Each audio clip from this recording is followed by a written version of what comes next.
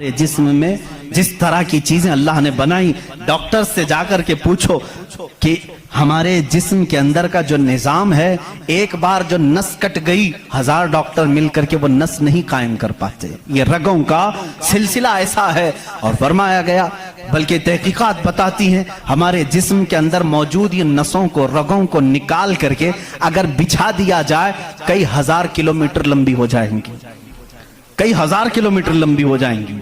ये नसों का इतना लंबा सफर हो जाएगा। इतना सारा मवाद अल्लाह ने तुम्हारे जिस्म में रखा। और रब ताला ये फरमाता है, मफाही में आयात में बयान कर रहा हूं, कभी आपने सोचा हमने जुबान से जो जो चीजें खाई, अल्लाहु अकबर। मैं एक बड़े मुहक्किक के हवाले से कहता हूं, रोटी को उन्होंने कहा तुम्हारी रोटी, तुम्हारे खाने अल्लाह की निशानियां है। मैंने पूछा रोटी भी निशानी है अल्लाह की? कहा हाँ। तुम एक रोटी को कहां कहां से हासिल करते हो? अनाज खेत से लिया, फसल जब आई उसको कुटाया, पिसाया, आटा बनाया, फिर घर में लाया, गूंदने के लिए दिया, आटा गूंधा गया, रोटियां बेली गई, तवे पर रखी गई, बन गई। कितनी मंजिलों से गुजरी, खेत से आई, पिसाई में गई, गुंधाई में गई, पकाई में गई, अब उसके बाद रेडी होकर तुम्हारे बर्तन में आई। इसके बाद तुमने क्या किया? अब तक सब तुम्हारा इख्तियार चल रहा है, तुम अपनी मर्जी से कर रहे हो। गेहूं का लाना है, जौ का लाना है, जवार का लाना है, किसका लाना है, तुम्हारी मर्जी। आटे से कितना गूंदना है, नरम गूंदना है, मोटा गूंदना है, तुम्हारी मर्जी। रोटी मोटी पकानी है, पतली पकानी है, तुम्हारी मर्जी। रोटी पक जाने के बाद 4 टुकड़े करने, 5 टुकड़े, 2 टुकड़े, तुम्हारी मर्जी, सब तुम्हारी मर्जी है। इसके बाद तुम चबा करके खा गए, उस रोटी को चबाकर खा गए, निगल गए। ये रोटी जब हलक से उतर गई, अब तुम्हारी मर्जी नहीं है। उस एक ही रोटी से गोश्त भी बनता है, उसी एक रोटी से खून भी बनता है, उसी एक रोटी से मनी भी बनती है, उसी एक रोटी से पीप भी बनता है, उसी एक रोटी से कफ और बलगम भी बनता है। उसी एक रोटी से सब चीजें बन जाने के बाद हमारे फुजलात भी निकलते हैं। मैं नहीं समझ पाया, मेरे अजीजों मुझे बताओ, एक रोटी लो, उसके एक टुकड़े से तुम गोश्त बना के दिखाओ, दूसरे टुकड़े से तुम खून बना के दिखाओ, तीसरे टुकड़े से तुम पीप बना के दिखाओ, चौथे टुकड़े से तुम बलगम बना के दिखाओ, नहीं कर सकोगे। इसलिए कि सिर्फ गूंदने पकने तक तुम्हारी मर्जी चलती है, हलक से नीचे उतर जाने के बाद खुदा कदीर और जब्बार का निजाम चलता है। तुम्हारे रिस्क में उसकी निशानियां हैं। कौन है जो बनाता है हमारे जिस्म के अंदर इस रोटी से हमारे जिस्म का हिस्सा? पूछो, जाकर किसी से भी पूछो, ये हमारा जिस्म मोटा ताजा गोश्त कैसे बन गया? ये खाने अच्छे खाओगे, इससे बन गया। हमने कहा हम खाने काजू बादाम भी खा रहे हैं तो भी गोश्त बन रहा है, रोटी खा रहे हैं तो भी गोश्त बन रहा है, चावल खा रहे हैं तो भी गोश्त बन रहा है। और खून ऐसा लिक्विड है कि बाजार में मिलता नहीं, किसी इंसान का ही लेना पड़ता है। इसको कौन बनाया है? कहा इसको भी रोटी से ही बनाया है, काजू बादाम से ही बनाया है, फलों से ही बनाया है। हम पूरी दुनिया की ग़िज़ाएं लाकर चक्की में पीस करके भी खून का एक कतरा नहीं पैदा कर सके, लेकिन वो रब्बे ज़ुल जलाल हमारे लुक्मे के नीचे जाते ही निजाम को शुरू फरमा दिया है। कैसा वो निजाम है, कैसा वो निजाम है। ऐ मेरे अजीजों, इसीलिए मेरा मौला फरमाता है, फी अनफुसिकुम अफला तुबसिरून, तुम्हारी जात में मेरी निशानियां हैं, क्यों तुम नहीं देखते, क्यों तुम नहीं देखते? आपको अगर मैं जातियात, नफ्सियात, तबईयात, ये जो उलूम हैं, इस पर गुफ्तगू करूं तो एक बड़ा अलग टॉपिक हो जाएगा। अल्लाह ताला ने इस निजाम को कैसे बैलेंस रखा है जानते हैं आप? कभी आपको मालूम है, हमारे कानों में एक अलाइनमेंट होता है, जैसे व्हील अलाइनमेंट करते हैं, हमारे दोनों कानों के बीच में एक कतरा छोटा सा अल्लाह ने रखा है, ये बैलेंस को बरकरार रखता है। जो सनकी होते हैं, जिनको कहते हैं पागल हो गया, झोले खाता रहता है, ये कौन लोग हैं जानते हैं आप? जिनको कभी कभार फीड्स आ जाती है, चलते चलते आड़े टेढ़े हो जाते हैं, ये कौन है? जिनका सिर्फ वो कानों के बीच का एक कतरा भी हिल गया, तुम्हारा बैलेंस बिगड़ जाएगा। तुम खड़े कैसे होते हो? 2 पैरों पर सीधे खड़े रहते हो, जब तक चाहो खड़े रहो, चलना चाहो तो सीधे चलते हो। अगर वो बैलेंस चूक गया, जैसे कार व्हील अलाइनमेंट छूटने से इधर उधर जाने लगेगी, तुम्हारे पैर लड़खड़ाने शुरू हो जाएंगे। इस एक हल्के कतरे से अल्लाह ने तुम्हारे पूरे वजूद को रखा है। تمہیں ٹیڑھا کرنے کے لیے صرف اس قطرے کو جنبش دینے کی ضرورت ہے، صرف جنبش دینے کی ضرورت ہے۔ میں نے سائنس کی ایک تحقیق پڑھی، اللہ اکبر، حیرت ہوتی ہے۔ انہوں نے یہ تحقیق کر کے بتایا یہ جو تمہاری پلکیں جھپکتی ہیں، کھلتی بھی ہیں جھپکتی بھی ہیں، جانتے ہیں آپ یہ کتنی ہلکی ہیں اور کسی کو احساس بھی نہیں ہوتا کب جھپکی کب کھلی، کسی کو احساس نہیں ہوتا۔ کہا اس کے اندر کون سی طاقت ہے؟ کیا ربر ہے، میگنیٹ ہے، کیسے یہ کیسے ہوتی ہے؟ اس کو ایک سائنسدان نے کہا کہ اگر کسی کی پلک جھپکنا چھوٹ جائے، نہیں جھپک سکتی، تو اس کو بلڈوزر سے کھینچ کے بھی بند نہیں کر سکو گے، اتنی طاقت لگا کر کے بھی اسے بند نہیں کر سکو گے، ایسا فلیکسیبل ہے، ایسا ربر ہے۔ اور اگر بند ہو گئی تو کھول بھی نہیں سکو گے، پوری طاقت لگا کے ٹوٹ کے پھٹ جائے گا یہ پلک، کھلے گی نہیں کھلے گی۔ جھپک گئی تو وہی رہ گئی، کھلی تو بند نہیں ہوگی۔ پوری دوسری کوئی بھی الٹرنیٹ طاقت سے اگر تم چاہو اس کو بند کرنا یا کھولنا نہیں کر سکو گے۔ انہوں نے کہا بس ہمارے ان پلکوں میں اللہ تعالیٰ نے ایک ہلکا سا ربر رکھا ہے جو فلیکسیبل ہے اور بغیر تمہارے چاہے بھی یہ ہلتی ہے، بند ہوتی ہے۔ اور کہا کہ اگر ان پلکوں میں یہ جھپکنے اور کھلنے کا مادہ یہ ختم ہو جائے، یہ ربر، یہ فلیکسیبلٹی ختم ہو جائے تو وہ انسان پاگل ہو سکتا ہے، بلکہ آنکھ نہ بند ہونے کی وجہ سے وہ مر بھی سکتا ہے۔ وَفِي أَنفُسِكُمْ أَفَلَا تُبْصِرُونَ۔ ہم ان تمام نعمتوں کو سمجھ نہیں پاتے، بلکہ ایک دن میں ہزاروں بار جھپکتے ہیں کھولتے ہیں، احساس نہیں ہے اس نعمت کا۔ اگر یہ بند ہونا ختم ہو جائے یا بند ہو گئی، کھل نہ سکے تو کیا کر لے جاؤ گے؟ کچھ نہیں کر سکو گے۔ بلکہ میرے عزیزو تمہارے جسم پر موجود یہ رونگٹے، یہ بال بھی اللہ کی علامت ہیں، نشانیاں ہیں۔ جانتے ہو بال سب ایک ہی طرح کے ہیں، لیکن ابھی 2 ہی دن قبل میں پڑھ رہا تھا، ذہن کیا ہے جاتا نہیں ان چیزوں کی طرف، چونکہ معمول پہ چل رہے ہوتے ہیں۔ ایک صاحب نے مجھ سے سوال کیا کہ حضرت بال جو ہے ہماری آنکھوں پہ بھی ہیں، پلکوں میں، اور اوپر بھووں پہ آئی برو بھی ہیں، اور بال سر پہ بھی ہیں اور دیگر جگہوں پر ہیں۔ سر کے بال اور دیگر جگہوں کے بال بڑھتے ہیں، یہ بال بڑھتے کیوں نہیں؟ بال سیم ہے، بال سیم ہے، یہ بڑھتے نہیں، اور یہ بڑھتے ہی رہتے ہیں، ان کو جتنا کاٹو بڑھتے ہی رہتے ہیں۔ ایسا کیا ہے؟ اللہ اکبر۔ اس دن مجھے حیرت ہوئی، میں نے کبھی اس چیز پر توجہ نہیں کی، کبھی نہیں سوچا۔ ہو سکتا ہے آپ کا ذہن نہ گیا ہو۔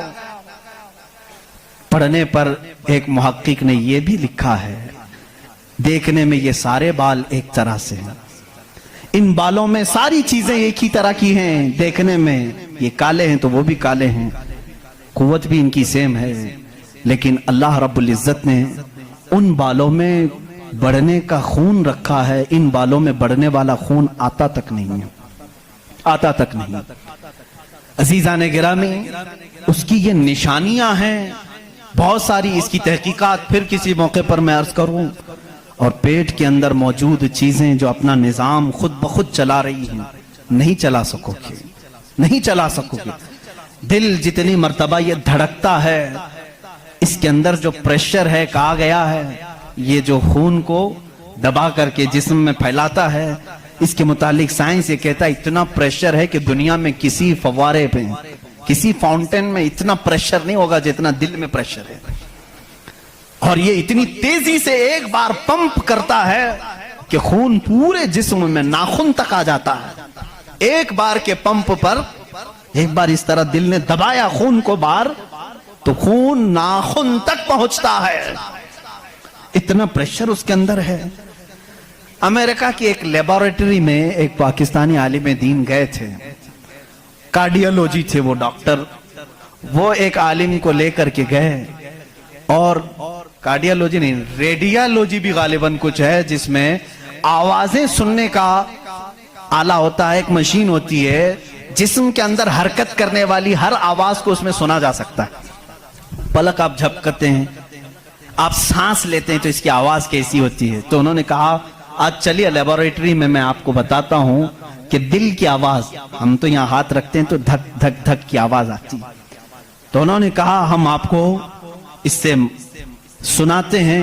ایئر فون لگائے گئے، بڑی بڑی مشینیں تھی، ہلکی سی بھی وہاں پر ہوا بھی آتی تو اس کی زور آواز آتی ہے۔ وہ ایک لیب ہے۔ یہ عالم دین کہتے ہیں میں نے سنا دل کی آواز۔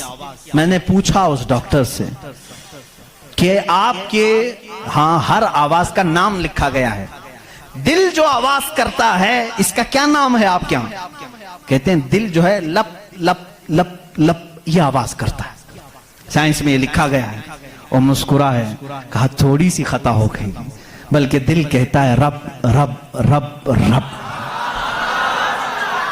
ہر انسان کا دل جو دھڑکنے کی آواز آتی ہے مشینوں سے انہوں نے خود سنا۔ ہاں ہو سکتا ہے کچھ توتلے لوگ ہوتے ہیں را کو لا کہہ جاتے ہیں، ہو سکتا ہے تمہیں لپ لپ لپ سنائی دیا ہو، مگر میرا ایمان یہ کہتا ہے ہر دل رب رب رب ہی کہتا ہے۔ جو اس کو دھڑکن دیا ہے اگر وہ دل اسے یاد نہ کرے، عزیزان گرامی کائنات کی بہت ساری چیزیں اس کی نشانیاں ہیں، سمندروں میں اس کی نشانیاں ہیں۔ آپ کو معلوم ہے سمندروں کا علم البحر جن کو معلوم ہے، جو غوطے لگاتے ہیں وہ کہتے ہیں زمین پر جتنی مخلوقات ہے اس کے 10 گنا زیادہ مخلوقات سمندروں میں موجود ہیں۔ سمندروں میں یہاں جتنے کیڑے دیکھ رہے ہو، کتنے مکوڑے دیکھ رہے ہو، یہاں جتنے قسم کی مخلوقات آپ دیکھ رہے ہیں اس کے 10 گنا زیادہ مخلوقات سمندروں کے اندر ہے۔ کون ہے جو ان کے رزق کا انتظام کرتا ہے؟ کون ہے ان کی پرورش پر؟ سمندروں کا علم الگ ہے۔ کہتے ہیں ہم اندر جاتے ہیں تو اس کے اندر اتنی چیزیں کہ ہر بار نئی چیزیں دکھتی ہیں۔ اور انہوں نے کہا کہ کئی لاکھ قسم کی مچھلیاں گن لی گئیں، لیکن ہر بار غوطہ لگاتے ہیں تو پھر نئے رنگ کی مچھلی نظر آتی ہے۔ ان کو رنگ دیتا کون ہے اس کے اندر؟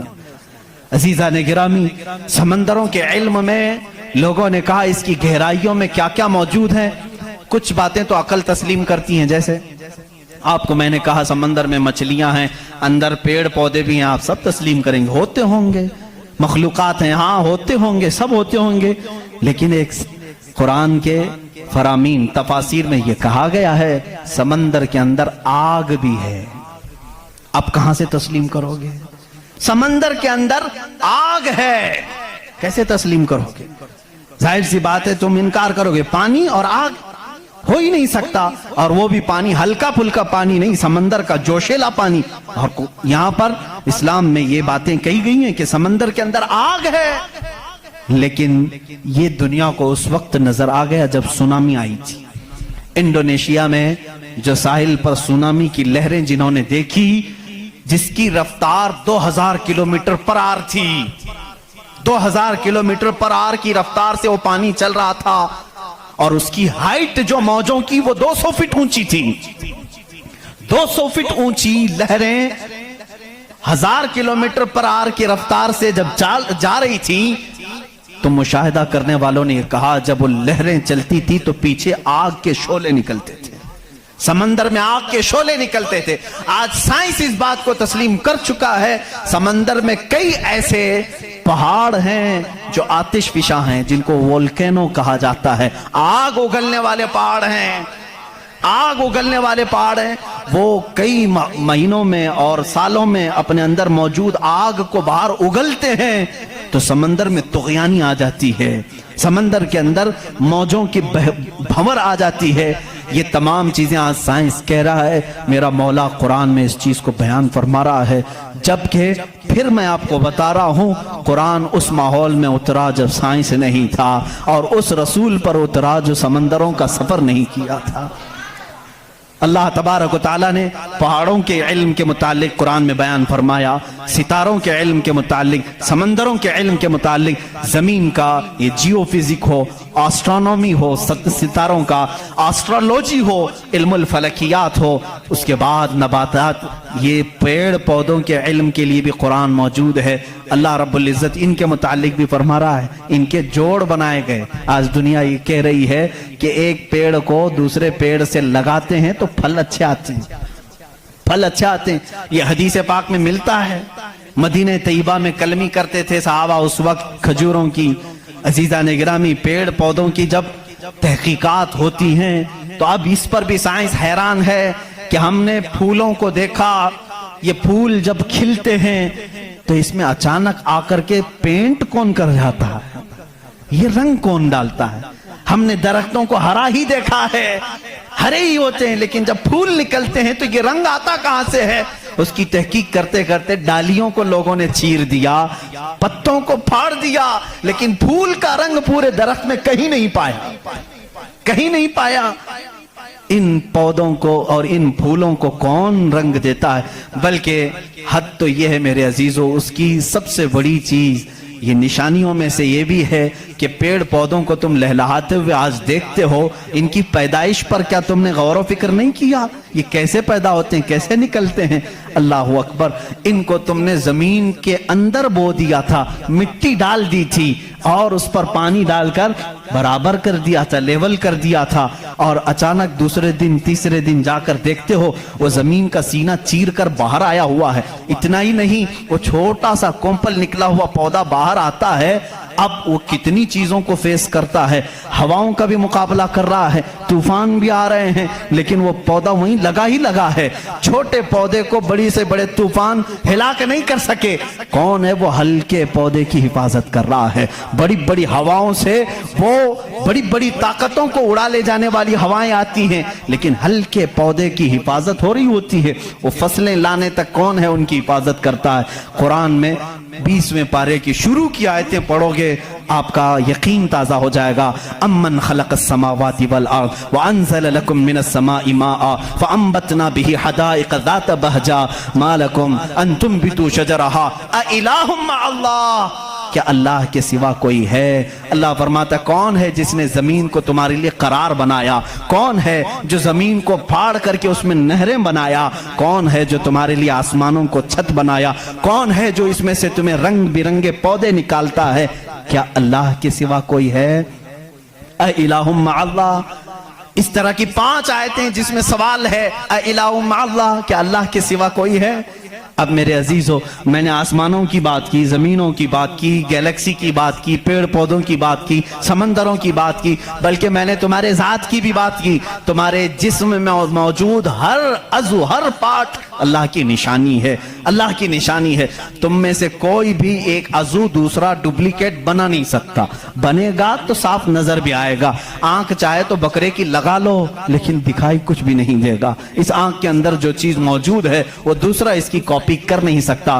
रोबोट तो बहुत बना लिए, लेकिन जीने वाला, फीलिंग रखने वाला इंसान दूसरा तख्लीक नहीं किया जा सका। बल्कि वो कुरान में अल्लाह चैलेंज कर रहा है, तुम तो इंसानों के अभी ये कह रहे हैं कि जनीन बनाए जा रहे हैं, यानी हम डुप्लीकेट इंसान बनाने की कोशिश कर रहे हैं, यहूदी इस पर रिसर्च कर रहे हैं, लेकिन मौला तो फरमा रहा है कि ये एक मक्खी भी बना नहीं सकेंगे। 17वें पारे का आखिरी सफा है जिसमें रब तबारक व तआला फरमाता है कि लन यख्लुकू ज़ुबाबन वला इज्तमऊ लह, ये सारे के सारे मिलकर के एक मक्खी नहीं बना सकेंगे। दअफ़त तालिब वल मतलूब, ये कितने ही कमजोर किस्म के लोग हैं जो दूसरी तख्लीक की बात कर रहे हैं। इसीलिए मेरे अजीज हो, जब कोई बना नहीं सकता, इसीलिए इस्लाम ने कहा अपने हाथों से भी कोई जिस्म न बनाओ, इसलिए कि तुम खुदा बनने की कोशिश कर रहे हो। बनाना किसी के जिस्म को सिर्फ काम है,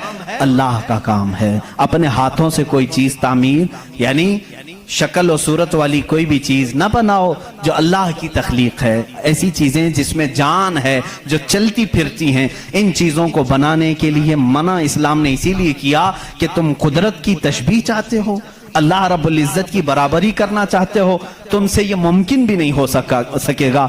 देखते हो आज हमारे यहाँ नाटक है, हमारे यहाँ लोगों का अंधविश्वास हम देख रहे हैं। बेवकूफ़ी की हद हो गई, हद हो गई आज भी कि लोग अपने हाथों से जिसको बनाए। मैं आपको बनाऊं, खुदा कौन है, तुम्हारा यकीन क्या होना चाहिए और दुनिया क्या चाहती है। मैं सबको खुलेआम मैसेज दे रहा हूं, सबके के लिए।